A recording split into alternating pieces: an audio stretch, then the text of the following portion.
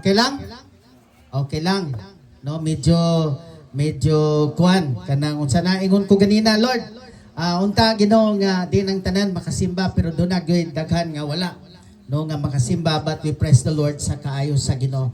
And today, no gibasa naman ang ato scripture passage karon buntag. Tanawa lang ninyo diha. No, then the 2 Timothy chapter 2 verse 1 down to 7, be God's steward. No, din kanang mingon ta ang pagkapiniyalan nga mahimutang piniyalan sa Dios. Amen. No? Amen. Palakpakan nato tong buhi nga Dios karong buntag. Okay. Now diretso ta sa atong mensahe karong buntag. No sanglit ka humanon niya do na bamantay short meeting. Short lang, dili lang kay long meeting. No, kay do na tay mga hisgutan. And then dinhi karon tan-awon nato dinhi kaning apulong sa Dios. Kay para sa ingon ato ning makuan ba now what are the qualification to be God's steward? No unsa man gyud ang ginatawag natong qualification? Niya naman ta Kristohano naman ta. No dahil nagatuo na ta sa Ginoo. So pero sa gisulti karon dinhi dunay qualification nga iyang gisulti. Unang-una dinhi gisulti niya itugyan sa mga tao nga kasaligan ang imong madungog nga akong giwali atubangan sa kadaghanan kaniad nga kini itudlo usab nila sa uban. Na kung tanaw nimo kining dinhi karon, dinhi yang gipakita ni itugyan sa tao nga kasaligan. Now sa laing translation makita nimo nga kini nagasulti sa about God's faithfulness. Kanabitang pagkamatinumanon, no kanang sa di isulti kini sa usa ka tawo nga matinumanon, God's faithful. And then kung sa English pa na siya nga pinulungan. Pero ato lang tawon dinhi karon nga din nagasulti siya diri commit this to faithful men who will be able to teach others ingon niya dinhi no sa English nga version. Now when it says dinhi commit to faithful men, ibig sabihin dinhi the first qualification kining gingon ta nga faithful men. Amen. Matinumanon nga believer, matinumanon nga tao. Ikikay mong katapat ingna nga matinumanon nga tao. Oh. Amen. Matinumanon nga tao. Wow. No, salamat kay sa Ginoo niya ng tanan. Iyang gisulti din ingon niya din makita niya din kining tao nga matinumanon, faithful man. When we say faithful, ibig sabihin faithful to his trust. Buti pa sabot sa diya nga mingon ta matinumanon siya sa gisalig ngadto kaniya. Amen. Bisag unsaon nato na mga butang nga gisalig da kanato. Sa diyang misulti siya matinumanon to serve the Lord. Baalag magkinaunsa pa, mga lagam jud ko sa Ginoo. No, diyan ang dapita. And then when you say faithful, men faithful in prayer. Amen? Mag-ampo ba? Kanunay magmatinumanon sa pag-ampo diyan sa Ginoo. Faithful not only in prayer, but faithful in giving. Wow, praise the Lord. Mao ni ang taong matinumanon, mao ni ang gipangita sa Dios, mao ni ang taong nga gisaligan nga gusto sa Dios. Faithful not only in giving, not only in prayer and serving the Lord, but also faithful in reading the Bible. Amen? Gabasag yun siya Biblia. Mao na inungdan dili siya malimbungan kay nganuman giagbasa sa Biblia. Faithful in everything.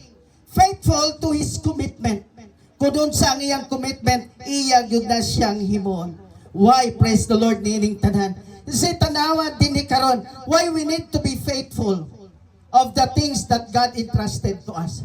Ngano man kailangan nga kita magmatinumanon sa mga butang nga gisalig da kanato.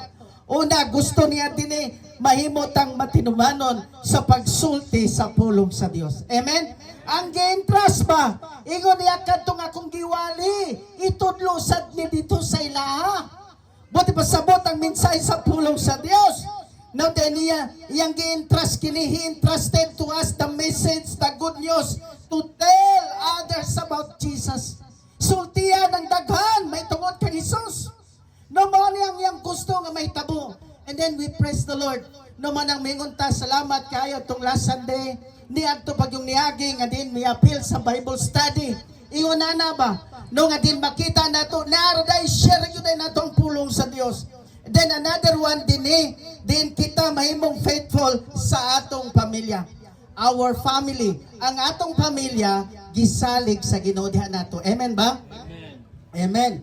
Asa na makita, pastor? Sa una Timoteo kapitulo 3 versikulo 4 ngadto sa 5. Tanawa diningon niya, kinahanglan maayo siyang mudumala sa iyang kaugalingon panimalay o makapanton sa iyang mga anak aron sila magmasinugtanon o magmatinahoron kaniya. So nara, dunay gisalig sa Ginoo nato, gisalig niya ang atong pamilya. Amen. Uingon niya, pantunon nimo, tudluan nimo yung pamilya. Giklaro niya din aron sila magmatinumanon, aron sila magmatinahuron ang atong mga kabataan. Our family giitras sa Ginoo diha sa tuwa. And then ingon niya sa verse 5, kay kung ang usa ka tawo dili mantigong mudumala sa iyang kaugalingong panimalay, unsaon man niya pagdumala sa simbahan sa Dios. Giklaro niya, kung ang usa ka tawo dili maayo matiman sa iyang panimalay, unsaon niya pagdumala sa simbahan sa Dios. You just imagine, buti pa sabot din dunay kaakuhan, dunay responsibilidad. Mao niya ang mga butang nga gi-entrust sa Ginoo sa tuwa nga din ang atong pamilya, atong atimanon, tudluan sa pulong sa Dios. So ingon niya, mao ni ang mga taong matinumanon. But the question this morning alang kanato, are we faithful to our trust? Matinumanon ba ta? No, sa mga butang nga gisalig na sa tuwa, are you faithful to your trust? Din naggamit sa diri illustration. Diba in verse 3, ingon niya di pakikambit sa mga pag-antos, ingon nga maayong sundalo ni Jesus. Amen. Giklaro niya, ingon ani diha itakaron. Gitandi niya diha sa usa ka sundalo. Giklaro niya, matod pa din niya, ang usa-usa pingon niya, gusto sa usa ka sundalo nga mahimuot ang iyang labaw. Busa dili siya magapilapil sa kalihukan sa walay labot sa iyang pagkasundalo. Wow, unsa man daya to makita din kaning iyang pagka-faithful to his master. Faithful to his master, no din gusto niya nga iyang unsa pa ni, gusto niya nga iyang mahimutan ang iyang master. Tanaw na to ang kining sundalo, then soldier, God, kita good soldier of Christ, Jesus is to please the commanding officer. Insa man ni Jesus. Diba? Kita, ingon niya, mga sundalo mo ni Kristo, unsa man inyong himon, ingon niya, kita magapahimuot sa atong commanding officer.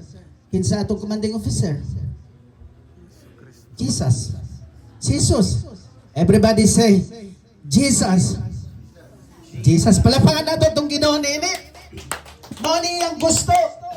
And then, to enjoy hardship, ingon niya, dinilalim. Ang usa ka sundalo, tunag yung mga pag-antos. Giklaro niya dini, kay kamo sundalo man ni Kristo, dunay pag-antos. So, then makita nato ni, mag-expect ang usa ka sundalo, adunay pag-antos. Adunay ginatawag itong difficulties. Adunay ginatawag itong trials, persecution, for sake of the gospel. Then makita nato ni, rather than seeking comfort. So buti pasabot do nagdi mga pag-antos, nga nag-antos nga din nangalagad sa Ginoo, nagsulti diha sa pulong sa Dios. And then kung tanawon nimo dinhi karon, dili nimo makita ang ginatawag nato nga pagsuko dinhi. Kaya ang Kristohanon do na say goal. The goal is to remain focused on spiritual duties, not getting caught up in distracting worldly on civilian affairs. Diba ang sundalo?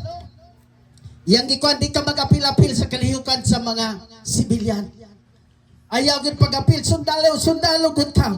And then maod niya ang gusto niya, ingon nga kita mga sundalo ni Kristo. Adunay mga panahon nga adunay mo distract ka nato. Nga unta, dili makita mga kita mabutasan nini. Amen? Dili makita nga ta maputasan, kung dili sa atong goal, magpadayon ta sa atong goal, ug ang atong focus sa espirituhanon natong duties. And then, nagtuko nga kita mahimong ginatawag nato nga faithful servant diha sa Ginoo. And then ang usa ka sundalo sa